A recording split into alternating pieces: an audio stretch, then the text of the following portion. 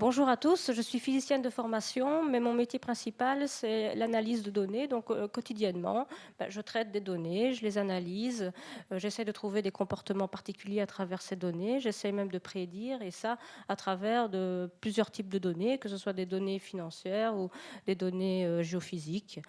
Et ma première expérience dans les données, ça remonte à mon mémoire de fin d'année, où j'ai étudié les tremblements de terre dans les îles Tonga, en océan Pacifique. Alors vous allez vous demander, mais pourquoi est-ce que j'ai étudié des tremblements de terre dans les îles Tonga, hein? Malheureusement, je ne suis pas partie en vacances là-bas, hein. Mais le souci, c'est qu'effectivement, il n'y avait pas de données accessibles pour la Belgique, hein. L'IRM fait payer les données, 1000 euros, pour avoir les données des tremblements de terre belges. En même temps, hein, comme vous voyez le graphe, hein, c'était plus intéressant de traiter les données dans les îles Tonga qu'en Belgique, hein. Donc, on est content avec ça. Heureusement, il y a eu tout ce phénomène de l'open data qui apparaît. Il y a de plus en plus de sites qui permettent l'ouverture de données, l'accès à ces données. Mais malheureusement, ces données ne sont pas exemptes non plus de plein de défauts. Et notamment, les informations que l'on trouve parfois dans l'open data, elles sont lacunaires et parfois même erronées. Donc, par exemple, ici, vous avez un petit copier-coller là, d'une base de données de prix, de marché financier, et vous voyez des prix négatifs, hein. Évidemment, c'est faux. Alors, il faut évidemment améliorer la qualité de l'information, hein. Et en même temps, il va falloir aussi améliorer la transparence des chercheurs, hein. Vous voyez là une petite photo de moi quand j'étais chercheuse. Et le but principal à cette époque-là, c'était de publier, hein, et de publier dans les plus bonnes revues, hein, pour pouvoir me distinguer parmi tous mes pairs. Et j'ai eu beaucoup de chance. J'ai publié dans une magnifique revue de physique, hein, très bien cotée, grâce à ce graphe-là que vous voyez. Et j'ai mis beaucoup de cœur à faire ce graphe, hein, demandé par les reviewers. Donc, j'ai bien nettoyé toutes mes données brutes, hein, pour qu'elles soient très belles, qu'elles soient bien customisées et que ainsi ce soit bien propre pour les reviewers. Alors, cette succession comme ça, cette course au nettoyage de données, ça peut amener parfois des gens à inventer même des données, hein. Et donc, c'est ce qu'on appelle la fraude scientifique. Et malheureusement, toutes les universités en sont victimes, notamment des très prestigieuses, hein. Vous voyez, là, j'ai collé pas mal d'articles de journaux là-dessus. Alors, pour contrer ce phénomène, eh bien, on pourrait mettre à chaque donnée une carte d'identité, hein. Et à cette carte d'identité, on lui mettrait son origine, son pédigré, la durée de vie de la donnée, hein, tous les enregistrements de la modification.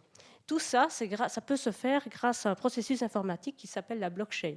La blockchain, ou chaîne de blocs en français, c'est l'architecture informatique qui sous-tend une monnaie alternative digitale qui s'appelle le Bitcoin.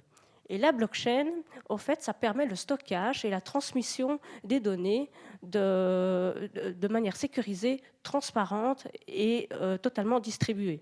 Un peu par analogie, mais c'est vraiment une analogie, Napster, par exemple, eh bien, il permet le partage des fichiers avec tous les utilisateurs. Donc ça, c'est une première qualité de la blockchain. C'est un processus qui est décentralisé et distribué.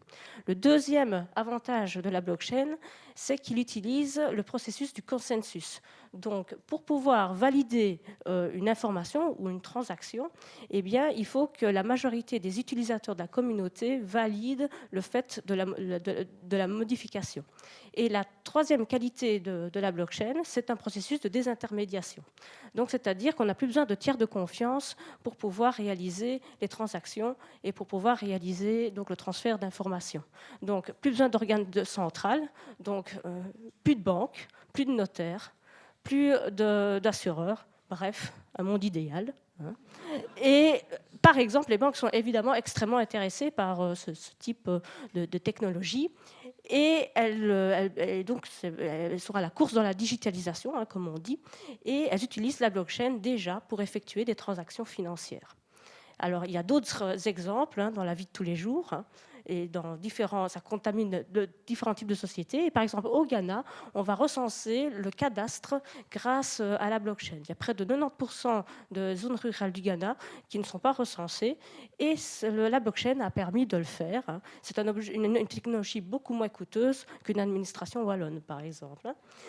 Et ce n'est pas tout, les diamanteurs anversois, eh bien, ils utilisent la blockchain pour tracer les diamants. Vous savez qu'il y a plein de problèmes de faux certificats d'origine dans les diamants, notamment dans le cas des diamants de guerre, ce qu'on appelle les blood diamonds, et quand on fait scandale, et on utilise la blockchain. Alors, l'exemple le plus interpellant, c'est quand même Martha. Martha, elle habite à Brooklyn et elle possède des panneaux photovoltaïques. Elle est productrice d'électricité et c'est la première femme au monde qui a vendu de l'électricité réellement à son voisin grâce à la blockchain. Donc c'est quand même intéressant, elle est fournisseur d'électricité. Alors ensuite, on pourrait par exemple ubériser Uber. La blockchain étant un processus qui est totalement horizontal, ça va décapiter le sommet des pyramides et donc plus de capitalisation comme ça de grandes plateformes, mais une redistribution correcte de tous les contributeurs du savoir. Et ainsi, on pourrait faire la même chose pour les éditeurs, évidemment. Donc une redistribution juste pour tous les contributeurs à la science et plus une capitalisation de la connaissance. Et au fait, l'expérience a été réalisée notamment grâce à l'université de Pittsburgh, qui a été aussi victime de fraude. C'est pour ça qu'ils ont mis en place la blockchain. Et ça porte le nom de Ledger. Ledger, c'est le premier journal scientifique réalisé sur blockchain. Mais il ne concerne que des publications de cryptographie. Alors, j'invite toute la communauté scientifique à participer à ça et à faire de même dans leurs nombreux domaines. Voilà.